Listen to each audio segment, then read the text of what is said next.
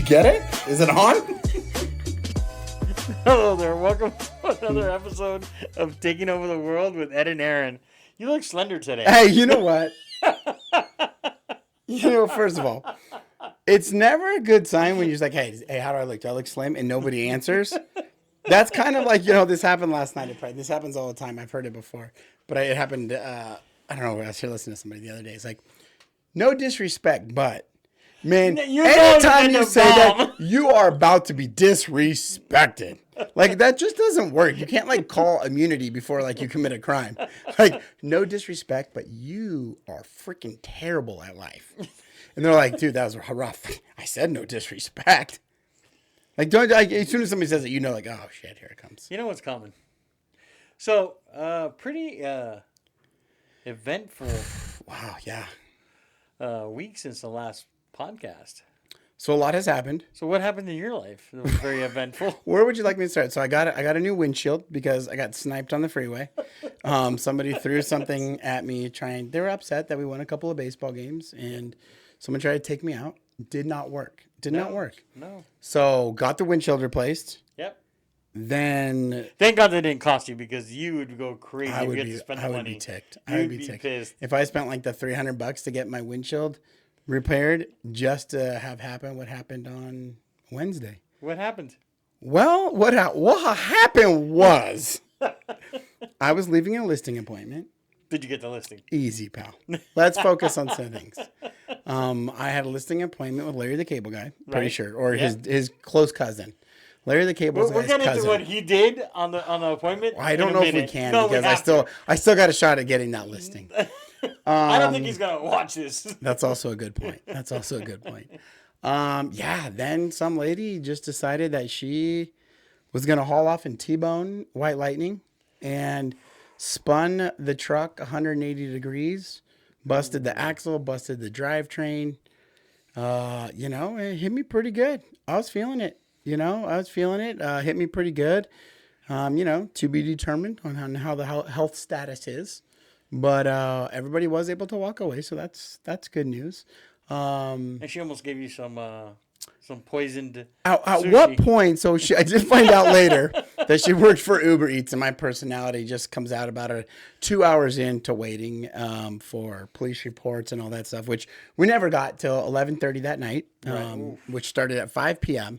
I was like, hey, 6 hours later. So 6.5 hours later, the tow truck showed up.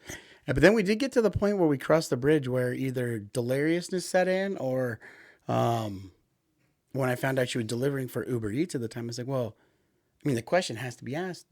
What were you delivering? We've been here for a while. Do you have food on you? Because I'm getting kind of hungry. And she said it was sushi. So I was a little apprehensive at that point. I would have eaten the sushi. Did she eat the sushi? I don't know. But then some very nice young Air Force members. I'll call them members, I guess. Cadets. I don't think they were cadets. I don't know. I don't know. I'm going to call them members. Members, okay. I'm going to call them members of our armed forces that fly super fast aircrafts. Yeah. Stop by to lend a helping hand, which is super awesome. No, but I asked them, I was like, are you guys hungry too? They're like, yeah. I'm like, is it weird if we get Uber Eats, to bring something here? Or is that too soon? The girl goes, she's a super funny lady. She goes, maybe we go DoorDash? I was like, fair enough. So did you order DoorDash? We did not. We stuck it out. So but you spent the whole night there without eating? Yeah. We had a couple of snacks. But hey, listen, White Lightning, she's officially, as of this morning, been retired. It was a somber experience. We've had a good run, a lot of ups and downs, but now we've switched into the replacement. Which is, it's funny because, and I think it's kind of like home buying. So hold on, I was just thinking of something. Because I know no disrespect, but. No. Okay. No, not disrespectful. Okay. But I know that they're going to give you credit for some of this. Sure. Right? So are they going to credit you for the wrap that you have? They should, because that's like $1 million wrap with my information. That is not $1 million wrap, but it costs you. They should give you the value of the car plus the wrap. That was my thought. I think they came in close. The number was a little bit better than I anticipated. I was thinking it was better than I anticipated, not quite what I was hoping for. Yeah. But the problem is you go from no payment to payment. Yeah, And 'cause you know your me. payment's going to be so high. You know me, man. Your payment is so high.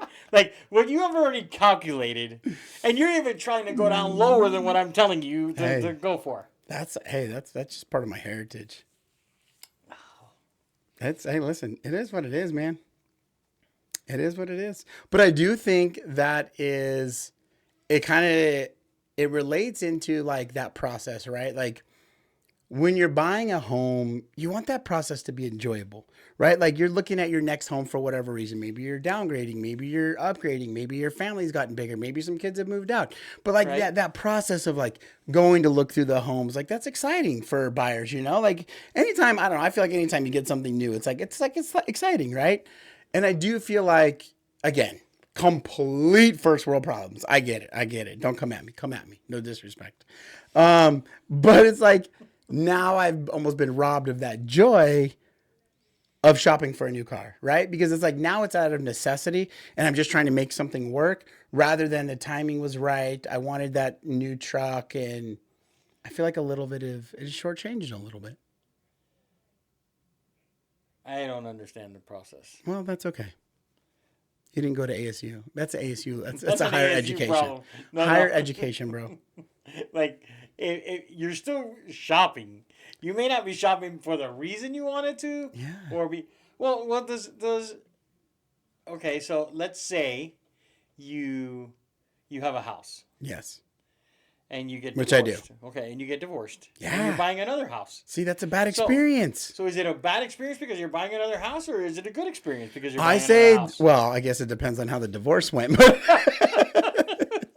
in my current life, I would think that's a very negative thing. I would always associate this house with my wife kicking me to the curb, which I don't anticipate Condone. or We do condone not or condone or I'm that not really either. signing off on. I mean, so no, it's kind of like the accident. It came out of nowhere. I got T-boned. I got floored.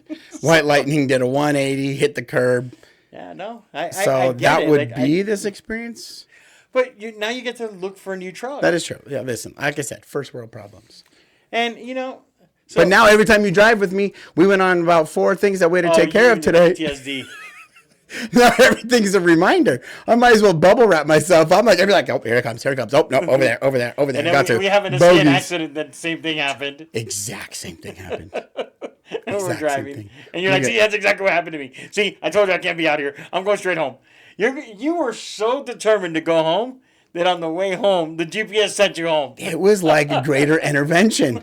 Like I don't know, like, they say there's always a reason for Right. everything. So I guess obviously the reason was like, whatever the powers Your above, stress. the powers above threw a rock at my windshield and be like, dude, here's your warning shot. Next time it's like, fine, you don't listen, boom, now you're done. Now you need to buy You a gotta new go to truck. the truck. And then today it was like, listen, you need to slow it down a little bit. And the GPS, instead of bringing us back to the office, took us to my house. Well, I think that hold on. I think the rock through the windshield and the T-bone were second and third. Oh, what was first? The first was that that rattling noise. Okay, my car did at some point sound like the engine was gonna fall out of it. Yeah, I Potentially. mean, you were driving. But I got it fixed. You're like, I don't know what's wrong. Every time I turn on, it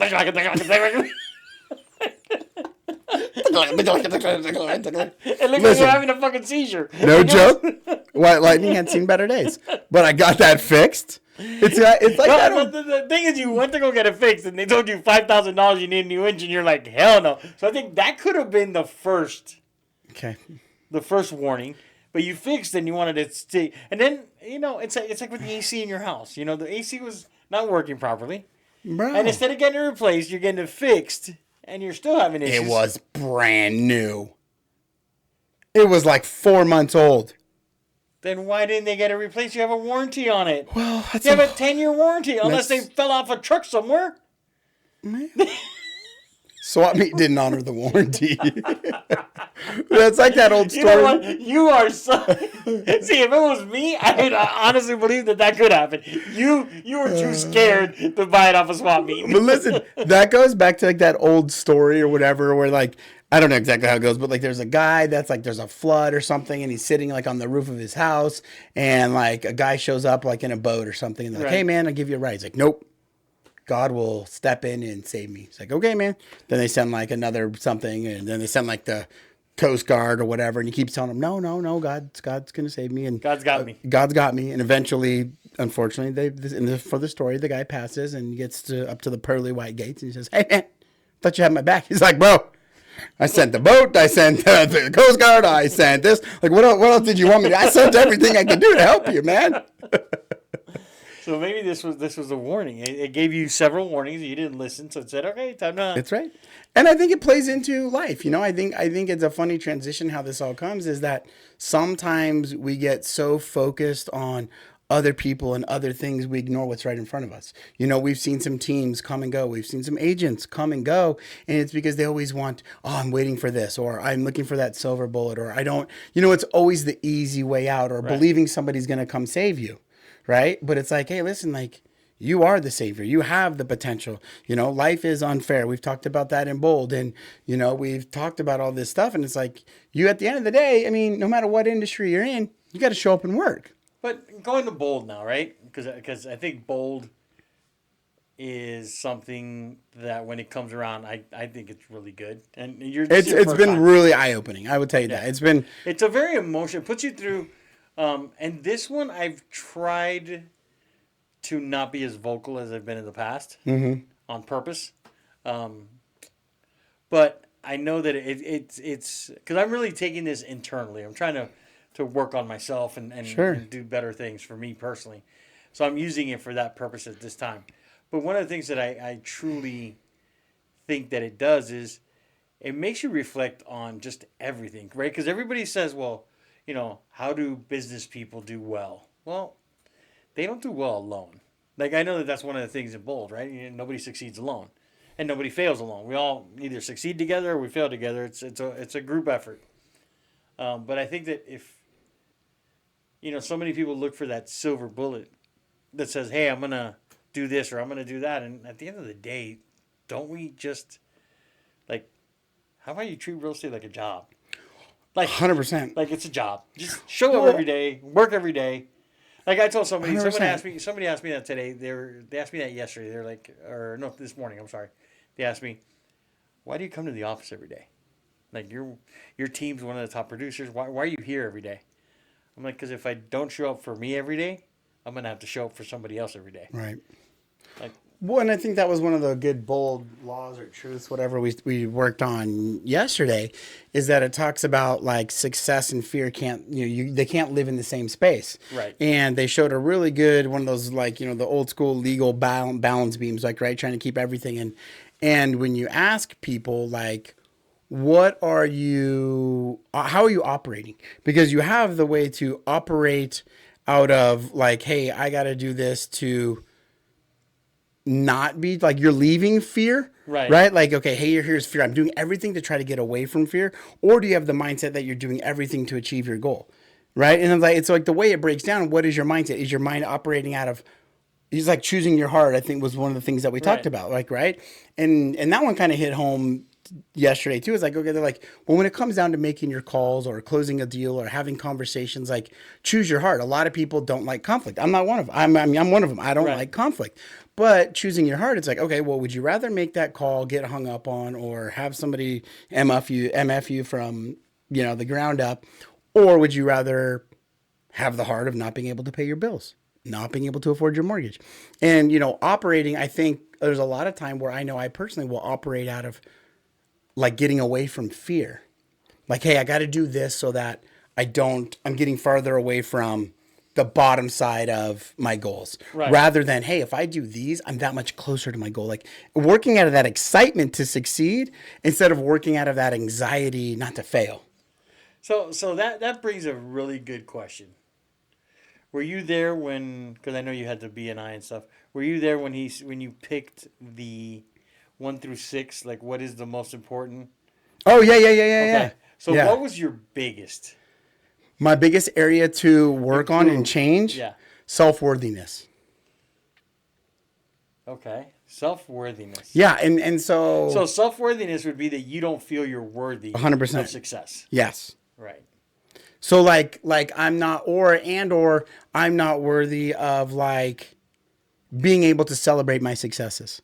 Like, I know I have business in escrow, and I'm learning more and more, being that this is my first year fully into real estate. Like, I've been doing it for a while, but I had the other business and stuff.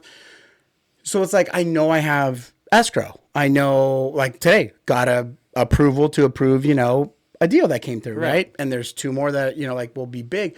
But like, I feel still internally working on that self-worthiness. Like, you haven't done enough to relax. You haven't done enough to spend that $200, $300, $400 on a car payment. You haven't gotten there. You're not worthy enough to spend that money. I don't think it's the same as like a pity party or playing the victim role, but it's more of like, I'm not there yet. I know I need to be farther along. So I'm not able to buy myself that nice truck that I really want because I'm not worthy of it yet. So I think that was where my mindset was, looking through those of, understanding your worthiness and being able to, like, I don't know, step it up in that and understand, like, there's so many other people that are not as fortunate as we are. I mean, it is what it is. But yeah, self-worthiness and making corrections and allowing myself to appreciate my worthiness, I guess. Mine was believe in yourself. Okay. I know. I had somebody else at my partner. That was hers. So it was funny because I said that, and everybody at our table, I'd be shocked for that one for you. Everybody was on the team was like, what? Yeah. Like, they expected all these other answers, and I'm like, yeah. And I think and the more I thought about it, and I was trying to explain to him how I logically look at things, I think the easiest way to explain it is, people have 1-year goals, 5-year goals, 10-year goals. Right. I don't separate and G5 goals. Right. I don't separate my goals by timelines. I just have goals. Right. And I need to get to those goals. Yeah. Right? Okay. So, and the way I explained it to them, and I think they finally understood it, and I think that's the easiest way to explain what I meant by it, is Matthew McConaughey, when he won an Oscar, he said that somebody asked him, who's the person you most admire? Oh, I've heard this. And he says, me in 5 years. Yeah. And then they're like, okay, so what happens when you catch him? He says, I never can, because he's always 5 years ahead. And I think that's the way my brain works, is I'm always, like, my goals and my results are always 5 years ahead. Yeah. So when I get there, and yes, we need to celebrate and we need to enjoy where we're at, I'm always looking, I'm 5 years behind. So I got to keep going. Like, it's always 5 years behind. So that's why I picked that one, because to me, that's the way my mind works. When you have milestones, do you ever sit there like Matthew McConaughey and be like, all right? Every once in a while. All right. Like this month, we had almost hit what to me would have been a huge milestone. Sure. And we didn't. We were $70,000 short. And I'm busting the chops of the girls in the office, and I'm like, do me a favor, can you just round it up? I just need to see that number up there. Right. And they're like, nope, sorry, we can't round it up. I'm like, come on. Could you help a brother out? Well, and it's funny, because we had this conversation earlier too, is that the number you're speaking of is $30 million of closed volume. Yep.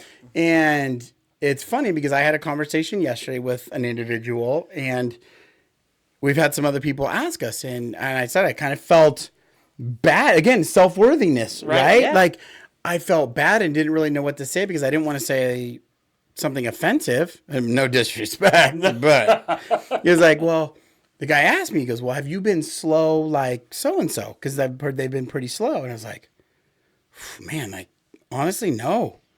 Like, we've been crushing it, and from a team standpoint, obviously we've taken the Ogre Network to a different level this year, which still, I don't think, to your point, it's not where either of us want to be yet. No. And it almost doesn't seem like we're even close to where we want to be, because of those goals are so big. But it's like, no, man, like, we've closed, just about 30 million. We've got probably another 3 million in escrow right now that should close in the next week or two or three. We're working on some, and stuff. I mean, we counted the listings today when someone was asking about us. I think we have 10 active listings or something like that. We didn't even know we had that many. Like, right. Like, that's something to celebrate. Right. Like, the way our minds work is like, you're probably like, oh, not worthy. We need to have 20 to be able to afford stuff. Well, exactly. And mine is like, yeah, I'm never gonna hit my goals if we don't have 20. And I think that goes right back to the self-worthiness. Like, we're looking at, when you ask me that question, I'm like, oh, 1, 2, 3, 4, 5, 6, 7, 8, 9, 10 active listings. Right. Then you look at the escrows. There's like 5 in escrow. There's closed transactions of like 33, and we're close to $1 million worth. $30 million worth of.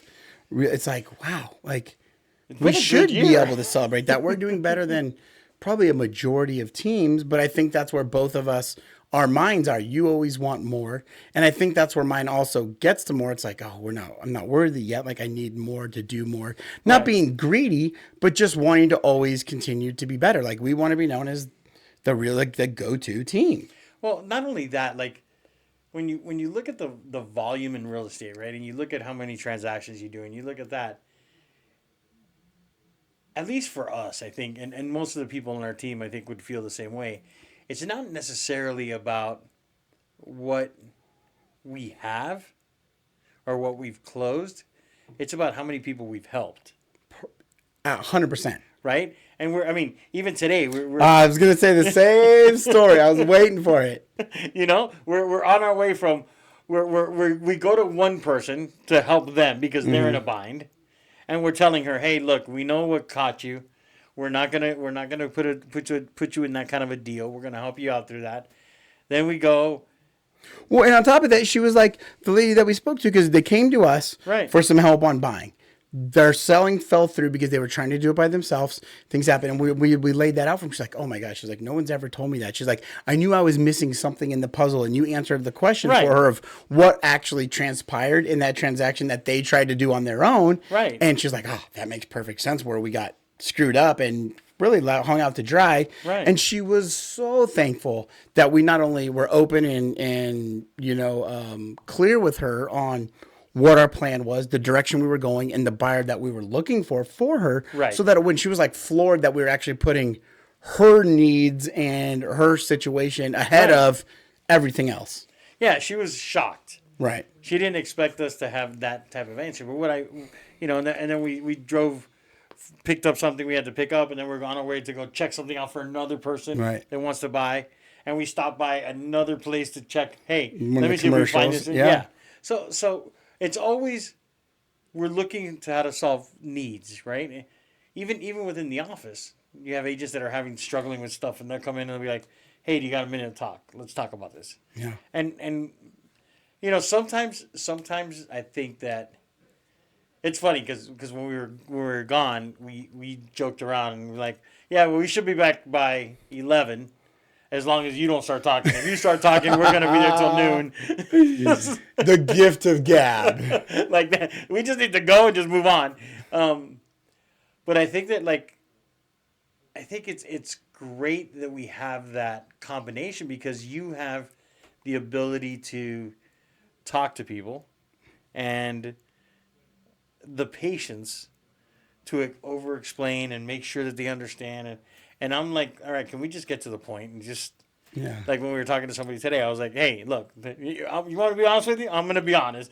This. I mean, it is what it is. I can't change it. And what's really wild is that, to your point, I do feel like I'm really good at calming people's anxiety and slowing them down, but yet I can't do it to myself.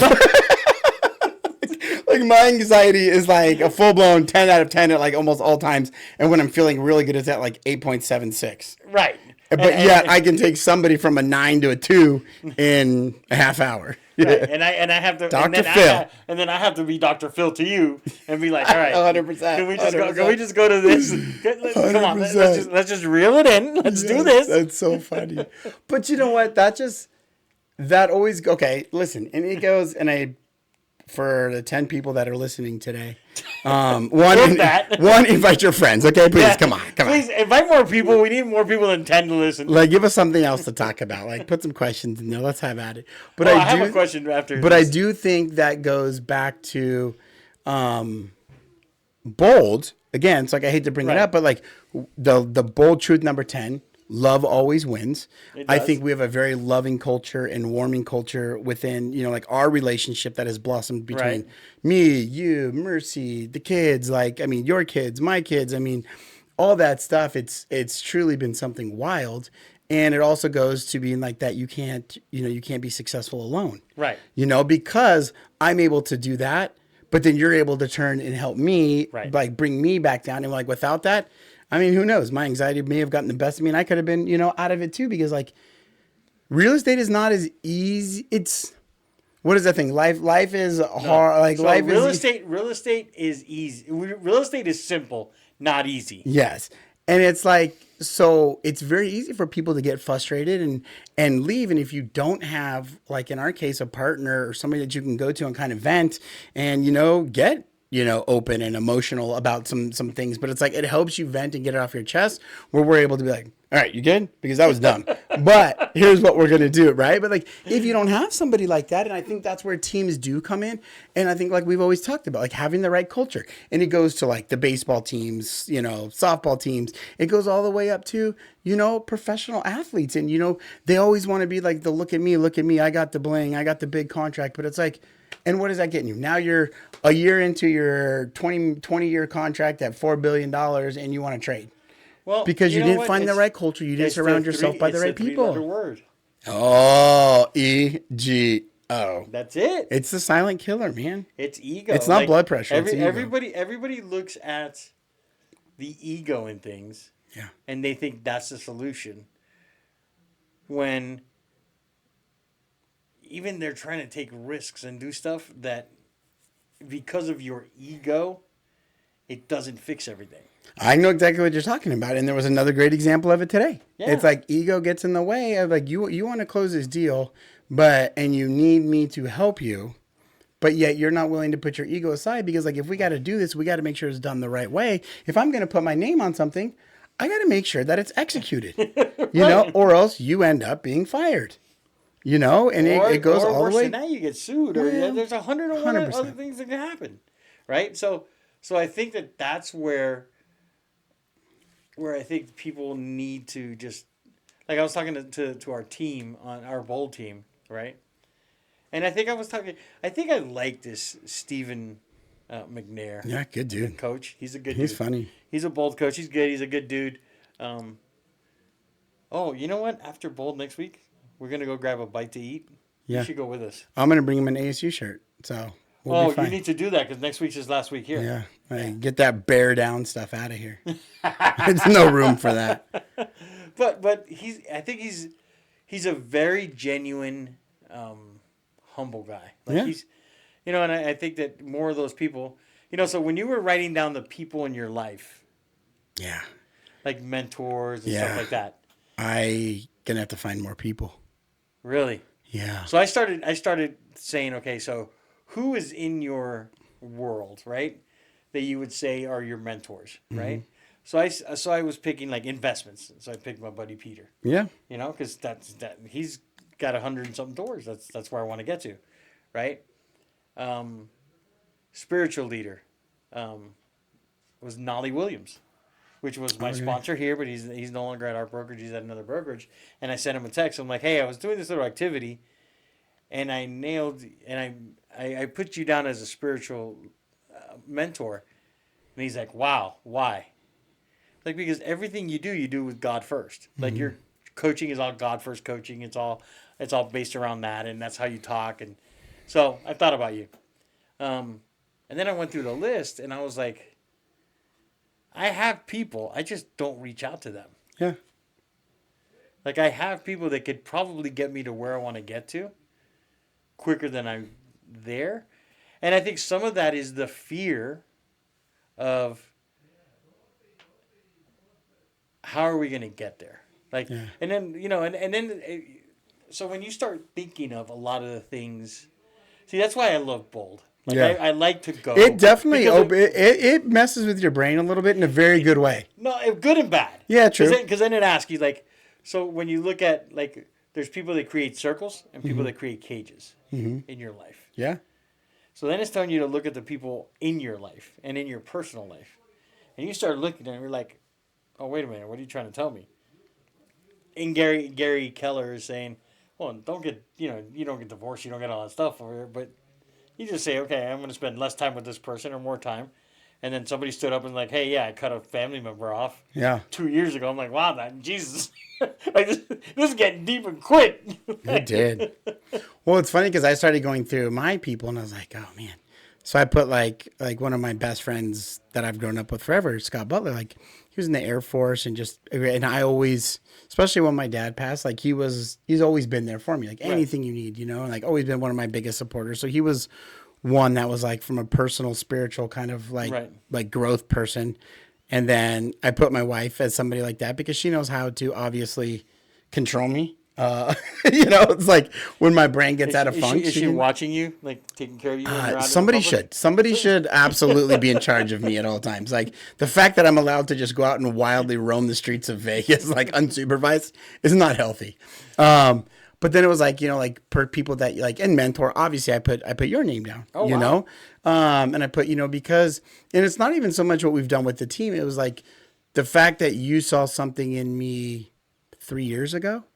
When I was in my productivity. So like you can go look at my book right now. I think I put your name down twice. I started like, I got to find other people in my life. I was like, I can't put Ed down for everything.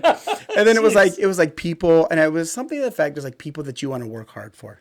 Right. And this is funny and interesting. And I truly mean it. And like I said, you go look at my book and I wrote down the 3 people that, and I know kids is like an easy example, but like the 3 people that you care about to really work hard for that will change your life and to keep in mind when you go to work every day. Right. I put my mom. Right. Because, with my dad obviously being gone, I want to make sure that if she ever needs anything, I'm able to. You can take obviously, I put my wife because, she, by saying yes when I asked her to marry me, kind of like the richer or poor, but hopefully lean towards one way, like obviously, I get up and I do things to make sure she's taken care of and put her in a good spot. And then I put you. Oh, wow. So I was like, like people that I feel honored. And it's like, and I didn't mean it to put you up, but it's like when I think about it, it's like, who do I not want to disappoint? Right. Like I don't want to disappoint my mom. I don't want to disappoint my wife. And I don't want to disappoint Ed because I feel like you've shown me so much over the years and you've put so much faith and trust in me, and given me opportunities that I may have never come across. So it's like, those are the 3 people that I put down. Like, these are the 3 people that I want to get up. And like, it started making me think like, like your big why, right. And, going to work and keeping those 3 names in my, okay, I got to do this because I need to prove to these 3 people that they've all made good investments maritally, financially and all that stuff. So it makes you think, man. It gets you in a weird spot. Well, that reminds me of, and I mean, this is a very serious topic, but I'm going to give a joke because I have a joke. Oh. It reminds me of a meme I saw that says, when you go to sleep and your wife stays awake. Yeah. She sends you send your wife recipes of food that she's never going to cook, and she sends you trips that you're never going to take. That's fair. And I was like, yep, that's fair enough. Yeah. So she doesn't have to get depressed. We're not going to get her on any trips. Well, I think the best thing that we heard all day was the one that you shared with me, man. Listen, when you get a broken taco shell, just make nachos. Be a nacho. I mean, and that was pretty impactful right there. If that doesn't resonate with the people, I don't know what does. So one more session of Bold. Yeah. You're loving Bold this time. I really like it. It's been really good. The social media part of it you love. That's your jam. Yeah. Yeah. And then we saw other people that were not as jamful. It's funny because how many people, like when I first started social media with my coach and, instilling, like content. Right. I was like, okay, and I kind of I went from 0 to 60 really fast with him. And now watching people struggle so much with putting stuff out there and asking questions, it's like, it's wild to me. And then to see the people that made the decision to not continue to show up was eye-opening. And I text you from across the room. Right. I was like, dang, this room has really thinned out. And your response was, that happens about this time. And I think people understand their level of commitment. And so when you start to look at, oh man, I just don't know why I'm not making it. Well, because you can't even commit to one day a week, to help reset your business. Well, the funny thing is how many people are willing to just blow the $800? Yeah. It's like you're willing to week 4 or 5 say, I'm done. Like, why don't you finish it? Like it's right there. Your finish line is right there. You could do and you can have what you want as long as you build a life by design. Yeah. When I think it goes back to the point that everybody, I shouldn't say everybody, so many people are looking for the easy fix. Like, hey, I'm just going to go buy lotto tickets because as soon as one of those hits, I'm going to do it. Instead of putting in the work and building it. Like, I mean, at the end of the day, I mean, it's on you, you know? So I think that if anybody out there in the land of the internet Okay. wants to learn about Bold, wants to learn where the next Bold is, maybe in your city, in your town, reach out to us, send us a message, send us a question. We'll get with Stephen McNair and we'll try to find out where the next Bold is. I also think if you got some issues out there that you want us to tackle for you, I think if nothing else, we've proved that we are very Dr. Phil-ish in here. Oh, I think you need to send them and let us break this down for you because these minds are powerful. Any questions, any concerns, any problems you have, please reach out. We'll fix them. I don't know how, but we'll do it. All right, buddy. See you next week.